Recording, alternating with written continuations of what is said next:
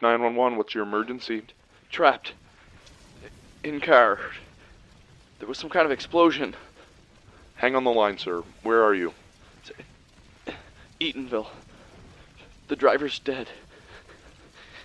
Can you tell me what taxi service you're using? Uber.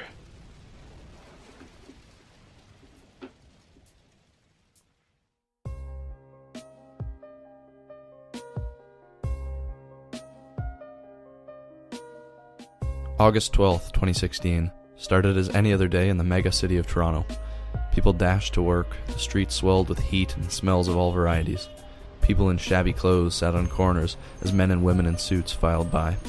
But this day would soon break from the chaotic flow of an average Toronto day into a truly terrifying and sinister mess that would change both Toronto and taxiing forever. It would come to be known as the Uber Upheaval. Things all began in the spring of 2016 with the creation of the Toronto Cab Drivers Union, or the TCU. The TCU is an amalgamation of a few disgruntled taxi drivers who were losing business, and fast. Now, just in case you've been living on Mars, Uber is a multinational online network transportation company, or in English, a modern taxi service. You call a cab on your Uber app. Uber is a lot different than a regular taxi company. Most taxi services are regulated up to their car hoods. In Uber's case, it's technically not a taxi company, so it has become the anarchist in its business. Bound by few regulations, Uber has many advantages over most taxis. These advantages led to massive losses for other taxis, as Uber began to dominate transportation in cities. The TCU formed to combat the domination by Uber.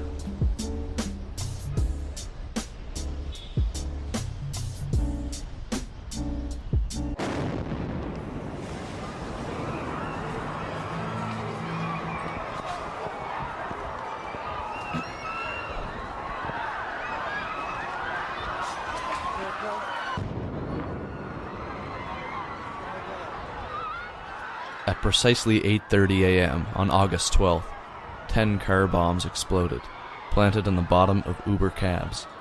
The sickening attacks killed 24 people instantly and injured 36 civilians. The car bombs were remote detonated. Police, bomb squads, and medical teams were instantly on the scene, and Prime Minister Trudeau called in the military to patrol the streets of Toronto. As the search began for the terrorists, Trudeau had these words to say. I'd like to take a moment to say a few words about the terrorist attacks that took place earlier today. Like all Canadians, I was outraged when I woke up to the news that so many innocent Canadian citizens had been killed and injured. Shocked and profoundly saddened.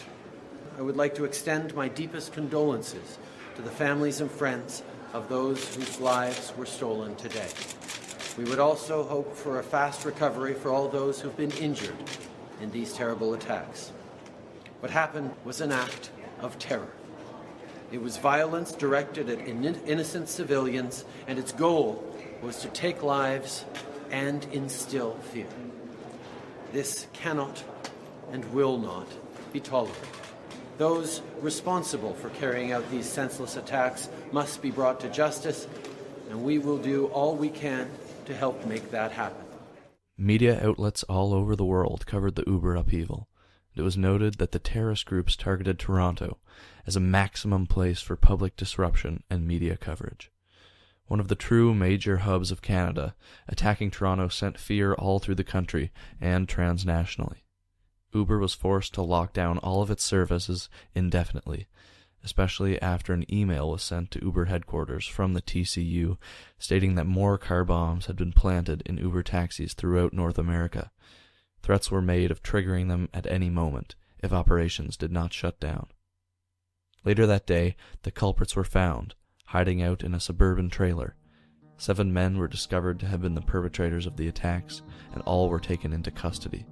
The leader of the group, Bert Walden, was sentenced to 25 consecutive life sentences for terrorism charges. Bert now resides at the Millhaven Institution in Eastern Ontario. We were granted a rare interview with Bert at the prison. Takes the rocks and gravel, baby. Make a solid road.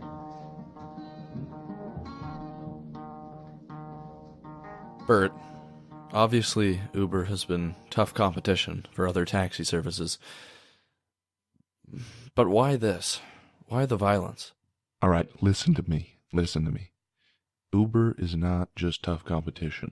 Uber is waging war on taxis all over the world. But what was the motivation behind attacking innocent people? You can understand why people can't see your logic. As far as I'm concerned, our group came from a very rational point of view. When Uber first came to the city, we tried protesting. We spoke with politicians. We got our voices out there, but it did nothing. We aren't decision makers. We're cab drivers. It was our last resort, but it was necessary. And what were you trying to achieve? We wanted to shut down the operations of Uber and scare away business.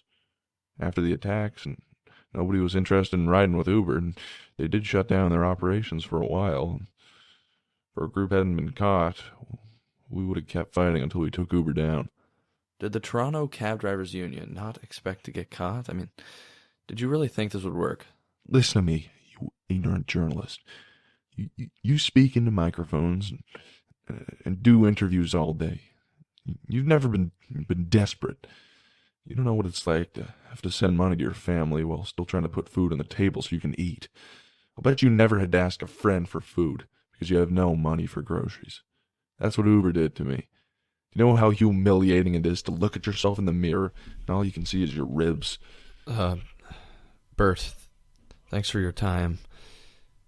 There's never justification for unwarranted violence, but the world can certainly be a tough place.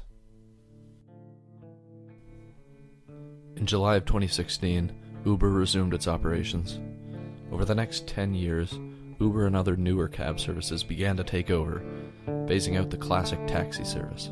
The terrorists' message did not permeate to more regulation for Uber. Instead, we see a vibrant new transportation industry. It seems that the TCU terrorists were right in their prediction, but wrong in their actions. They ended up hurting the taxi industry much more than they helped it. For the Tumbleweed Report on CBC Radio 1, I'm Shane Pendergast.